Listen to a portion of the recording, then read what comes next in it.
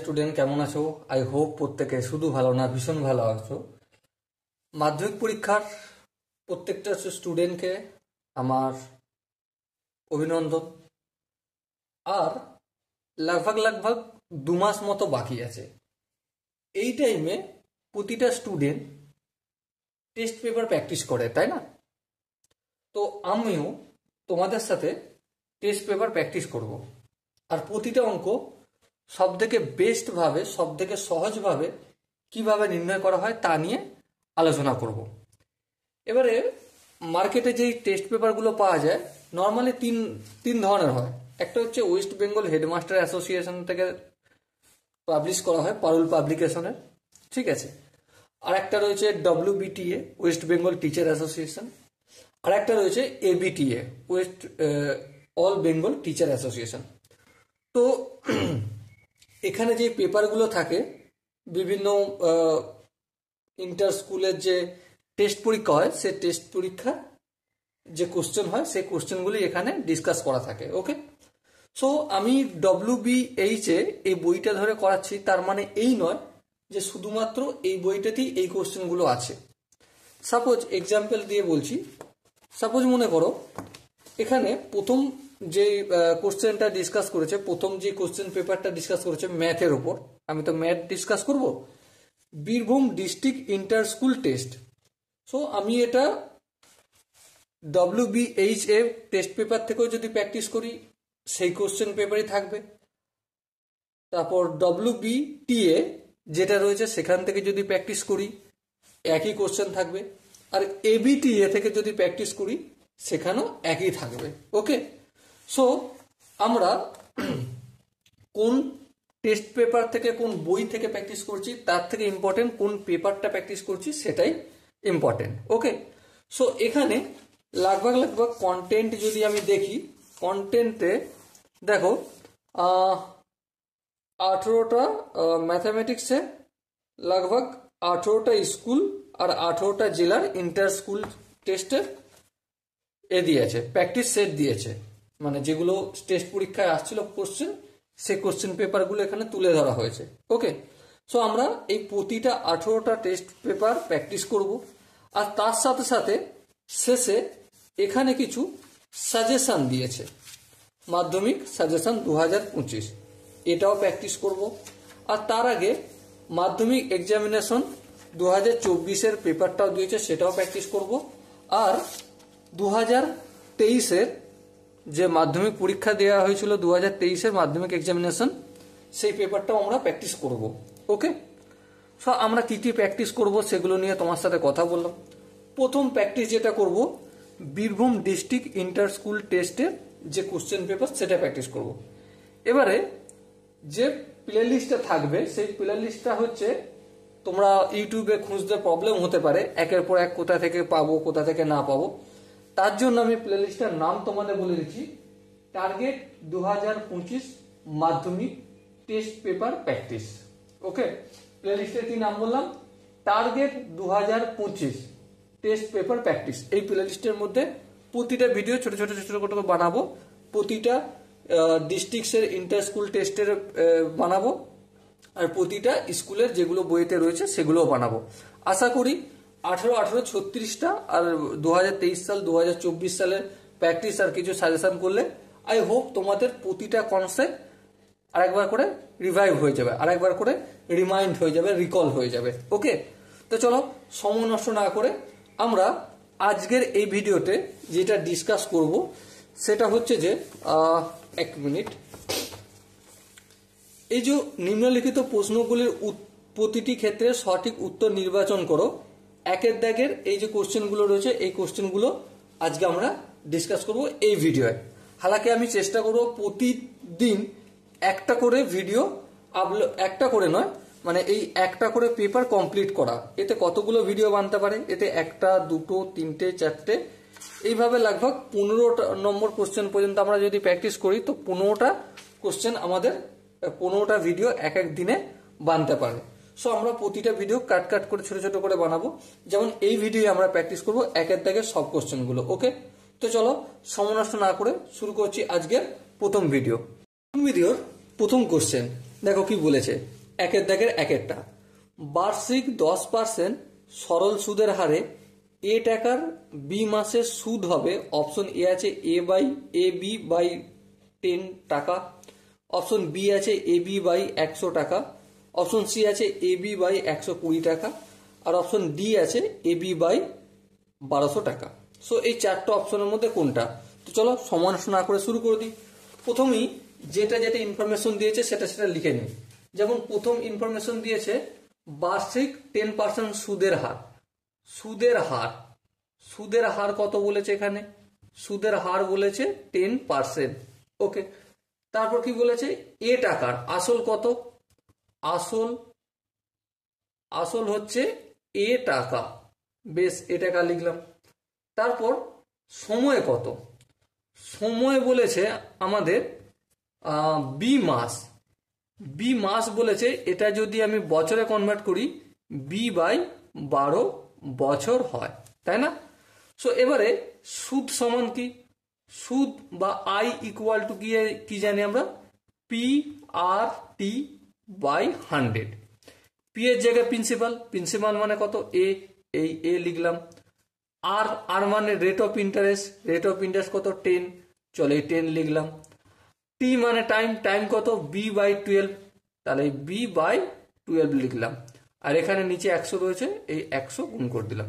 So এবারে দেখো একটু যদি ক্যালকুলেশন করি, এই শূন্য কেটে যাবে। সো কি হবে আনসার? এর সঙ্গে বি গুণ করলে এ বি, আর 12 সঙ্গে 10 গুণ করলে 120 টাকা। ওকে, সো একের দাগের একের যে কোশ্চেনটা ছিল তার যে আনসারটা পেলাম সেটা দেখো এখানে এ বাই 120, এটা হবে আমাদের সঠিক answer. Okay, so dear student, I hope এই কোশ্চেনের প্রতিটা কনসেপ্ট প্রত্যেকে বুঝতে পেরেছো। যদি কোনো জায়গায় বুঝতে অসুবিধা থাকে, ডাউট থাকে, কনফিউশন থাকে, তার জন্য কি করতে হবে? কমেন্ট সেশন খোলা রইল। ওকে, সো দেখা হচ্ছে পরের কোশ্চেনটা। এবার আমরা প্র্যাকটিস করি। দেখো 2 এর কোশ্চেনটা কি বলেছে? কোশ্চেনটা দেখো কি বলেছে, 2x² plus kx plus k minus 3 equal to 0। দ্বিঘাত সমীকরণের বীজদ্বয় পরস্পর অনন্য হলে কে এর মান? অপশন এ আছে 2, অপশন বি আছে 1, অপশন সি আছে 5 এবং অপশন ডি আছে 3। চলো প্রথমে আমরা একটু কাজ করি, এখানে একটু লিখে নিই সমীকরণটা বইতে কি দিয়েছে দেখো, 2 এর দাগের অঙ্ক এটা। 2x² plus kx plus k minus 3 equal to 0। ওকে, তারপর আর কি বলেছিল ইনফরমেশন? আর আমাদের ইনফরমেশন বলেছিল এর দুটো যে বীজ, একটা বীজ যদি আমি আলফা ধরি তো অপর বীজটা কি হবে? 1/α বলেছিল। হ্যাঁ বলেছিল। এবারে দেখো আমরা কি জানি এখান থেকে সেটা একটু লিখি। আমরা জানি যে দুটো বীজের গুণফল মানে আলফা ইন্টু 1/α ইকুয়াল টু কি হয়? সি বাই এ হয়। সি বলতে এখানে এই কে মাইনাস 3টা হচ্ছে সি, কে মাইনাস 3 সি, আর এক্স এর সাথে যেটা লেগে আছে এটা বি, আর এক্স স্কোয়ারের সাথে যেটা লেগে আছে গুণের আকার আছে সেটা এ। সো আমরা দুটো বীজের গুণফল কি জানি? সি বাই এ বলতে এখানে 2, তাহলে এই 2 লিখলাম। এবার দেখো এই আলফা কেটে গেল। সো 1 ইকুয়াল টু কি পেলাম? কে মাইনাস 3/2। এই দুইটা অপোজিট দিকে গেলে 2 এর সাথে 1 গুণ হয়ে যাবে, এটা 2 ইকুয়াল টু কে মাইনাস 3। এই মাইনাস 3টা অপোজিট দিকে গেলে 2 এর সাথে যোগ হয়ে যাবে। সো 5 ইকুয়াল টু কে। তাহলে কে এর মান কত পেলাম? 5 পেলাম। কত পেলাম? কে এর মান 5। এবারে দেখো এখানে যে অপশনগুলো রয়েছে তার মধ্যে কোন অপশনটা ঠিক? অবভিয়াসলি অপশন সি 5, এটাই অপশনটা সঠিক আনসার হবে। Okay, so dear student, I hope এই কোশ্চেনের কনসেপ্টটা বোঝা গেছে। যদি কোনো জায়গায় বুঝতে অসুবিধা থাকে, ডাউট থাকে, কনফিউশন থাকে, কি করতে হবে? কমেন্ট বক্স তো তার জন্য খোলা রয়েছে, কমেন্টে জানাতে হবে। আর দেখা হচ্ছে পরবর্তী সেশনে নয়। চলো পরের কোশ্চেনটা ডিসকাস করি। ওকে, পরের কোশ্চেনটা কি বলেছে দেখো, এ বি সি ডি একটি বৃত্তস্থ ট্রাপিজিয়াম। বেশ, যার এ বি সমান্তরাল ডিসি, এ বি আর ডিসি বাহুটা সমান্তরাল। Angle A B C equal to 75 degree হলে অ্যাঙ্গেল বি সি ডি এর পরিমাণ? অপশন এ আছে 105 ডিগ্রি, অপশন বি আছে 75 ডিগ্রি, অপশন সি আছে 90 ডিগ্রি এবং অপশন ডি আছে 150 ডিগ্রি। তো চলো সময় নষ্ট না করে আমরা একটা বৃত্তস্থ ট্রাপিজিয়াম অঙ্কন করি। এখানে দেখো ড্রয়িং করা খুব ইম্পর্টেন্ট। এই হচ্ছে আমাদের একটা বৃত্ত, ওকে। বৃত্তস্থ ট্রাপিজিয়াম সাপোজ মনে করো এই একটা বাহু আর এই একটা বাহু, এটা হচ্ছে এ বি সি ডি। এবার দেখো ট্রাপিজিয়াম হচ্ছে এই দুটোকে যোগ করতে হবে, এ বি এই এডি আর হচ্ছে বিসি যোগ করলাম, ওকে। এবারে কি কি বলে দিয়েছে, এ বি সমান্তরাল কার সঙ্গে ডিসি, ওকে, এ বি সমান্তরাল ডিসি। আর আমাদের কি বলে দিয়েছে অ্যাঙ্গেল এবিসি, এই এবিসি কোণটা 75 ডিগ্রি বলে দিয়েছে। বলতে হবে কোন কোনটা, বিসিডি, এই বিসিডি মানে এই কোণটার মান বলতে হবে। দেখো আমরা একটা জিনিস জানি, কি জিনিস, যে দুটো সমান্তরাল সরলরেখা এর অন্তর্বর্তী কোণের সমষ্টি 180 ডিগ্রি হয়। কি লিখবো, যে আমরা জানি দুটি সমান্তরাল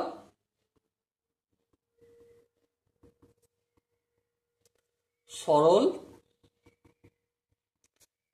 রেখা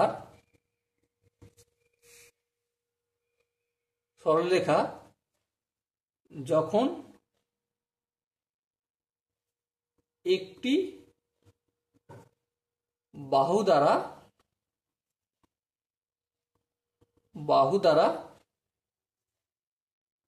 ভেদক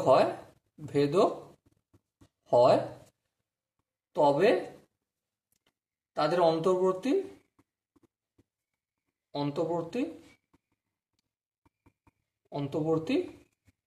কোণের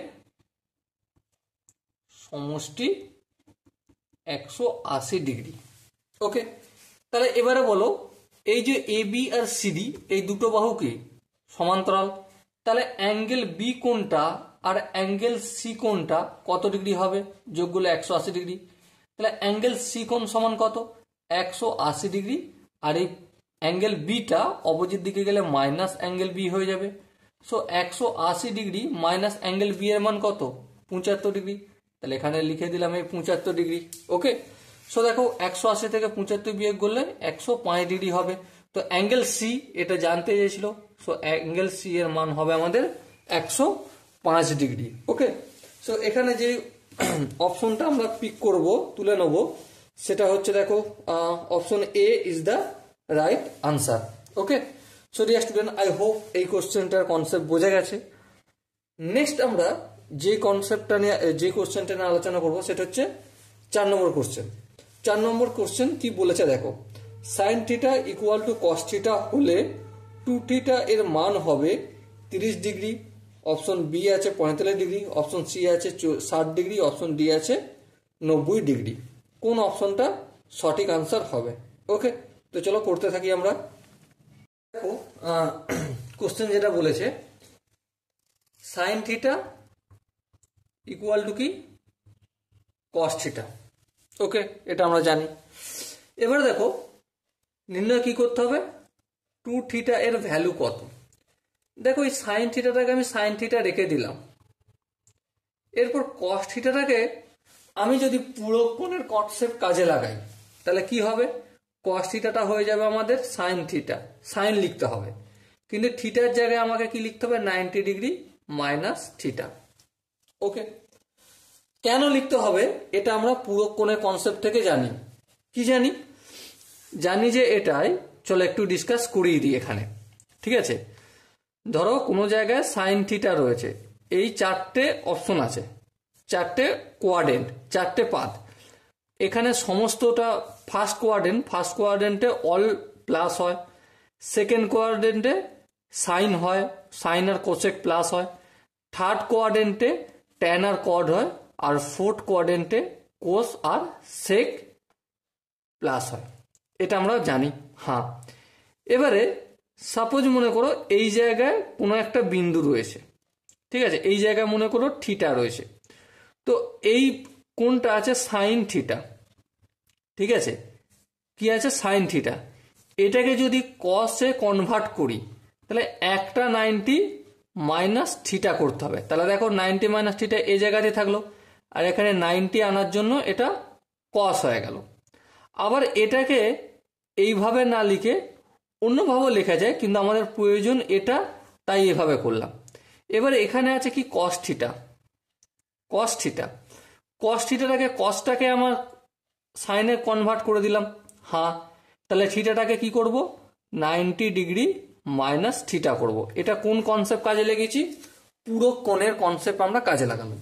সো এবারে দেখো এদিকেও সাইন আছে এদিকেও সাইন আছে, আমি theta equal two 90 degree minus theta করলাম। এবার এই মাইনাস থিটাটা যদি সমানের এদিকে আসে তাহলে কি হচ্ছে প্লাস, তাহলে theta plus theta equal to কত, 90 ডিগ্রি। তাহলে থিটা প্লাস থিটা মানে কি 2 থিটা, তাহলে 2 থিটার মান কত হলো 90 ডিগ্রি। সো ডিয়ার স্টুডেন্ট, এখানে যে চারটে অপশন আছে, ঠিক আছে, দেখো এখানে চারটে অপশন আছে 4 নম্বরের কোশ্চেনে। সো কোন অপশনটা ঠিক হবে, obviously option D is the right answer. Okay, so I hope এই কোশ্চেনের কনসেপ্টটা বোঝা গেছে। চলো নেক্সট যে কনসেপ্টটা নিয়ে ডিসকাস করব সেটা হচ্ছে 5 নম্বর কোশ্চেন। 5 নম্বর কোশ্চেন কি বলেছে দেখো, 5 নম্বর কোশ্চেনটা প্রথমে পড়ে নিই কি বলেছে দেখো। 5-এর কোশ্চেনটা বলেছে 7 সেন্টিমিটার ব্যাসার্ধ বিশিষ্ট একটি নিরেট অর্ধগোলকের সমগ্র তলের ক্ষেত্রফল, option A B C D চারটে রয়েছে। তাহলে চলো প্রথমে আমরা একটা নিরেট অর্ধগোলক আঁকি। কত নম্বর কোশ্চেন, এটা হচ্ছে 5 নম্বর কোশ্চেন, একের দাগের। ওকে, প্রথমে এই হচ্ছে নিরেট অর্ধগোলক।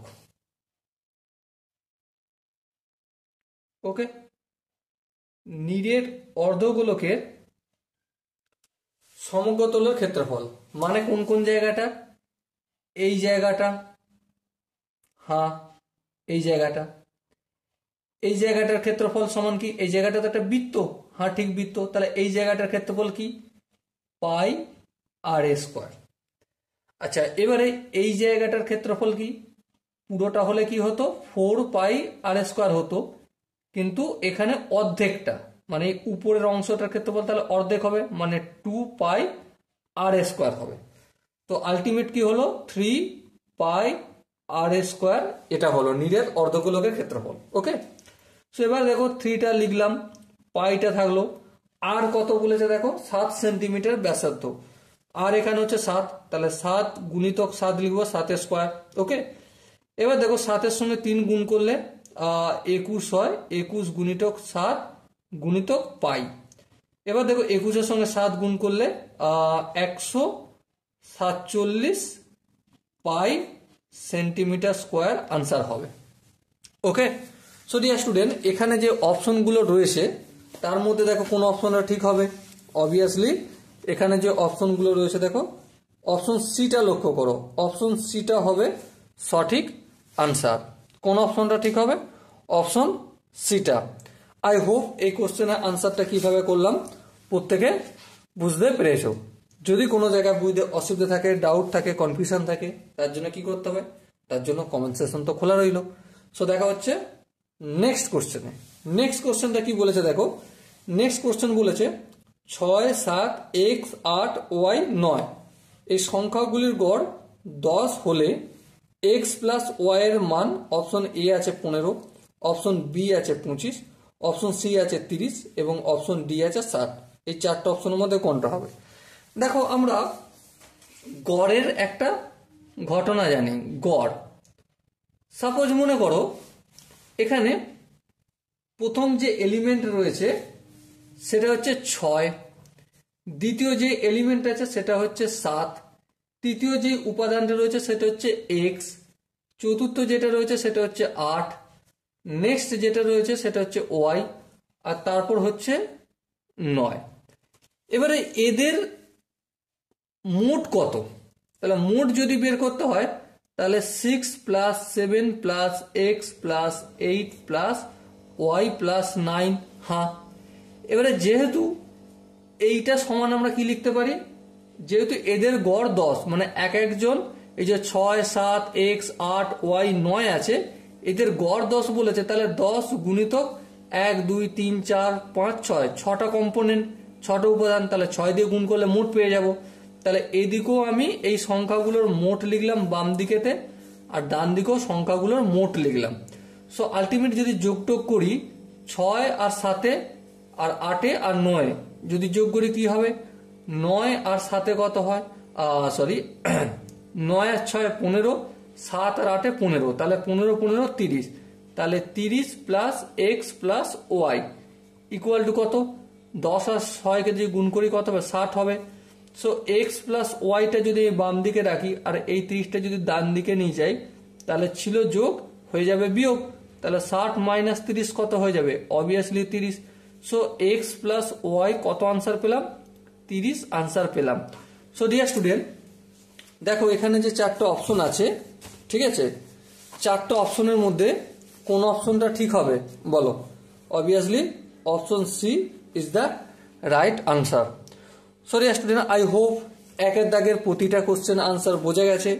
যদি কোনো জায়গায় ডাউট থাকে, কনফিউশন থাকে, কমেন্টে জানাও। ওকে, সো এরপর 2 দাগের যে কোশ্চেনগুলো রয়েছে শূন্যস্থান পূরণ, পরে আরেকটা ভিডিও আনছি, ছোট ছোট ভিডিও আনবো আমি। ওকে, আর প্রতিটা টপিক ভালো করে বোঝানোর চেষ্টা করব। তারপরে যদি তোমাদের মনে হয় না দাদা আরেকটু এক্সপ্লেন করা, এলাবোরেশন করার দরকার আছে, তো ডেফিনেটলি তোমরা কমেন্টে জানাতে পারো। ওকে, চলো নেক্সট পার্টে দেখা হচ্ছে 2 দাগের অঙ্কগুলো নিয়ে।